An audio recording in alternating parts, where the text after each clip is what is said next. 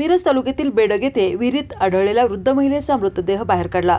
सुमित्रा बाबूराव शिरोटे व 80 वर्ष राहणार बेडग जैन गल्ली या मंगळवारपासून घरातून बेपत्ता झाल्या होत्या। त्यांची मिसिंग मिरज ग्रामीण पोलीस ठाण्यात येथे दाखल करण्यात आली होती।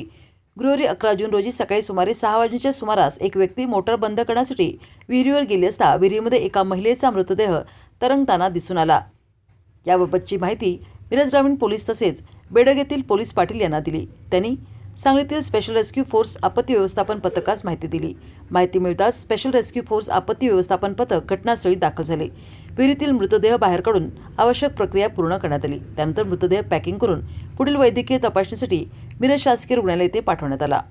या कारवाईमध्ये स्पेशल रेस्क्यू फोर्सचे कमांडर कैलास वडर, महेश गव्हाणे, सागर जाधव, आसिफ मकानदार, शिवराज टाकळी, आकाश कोलप, इर्शाद कवठेकर, सदाशिव बेडेकर आणि इतर सदस्यांनी सहभाग घेतला।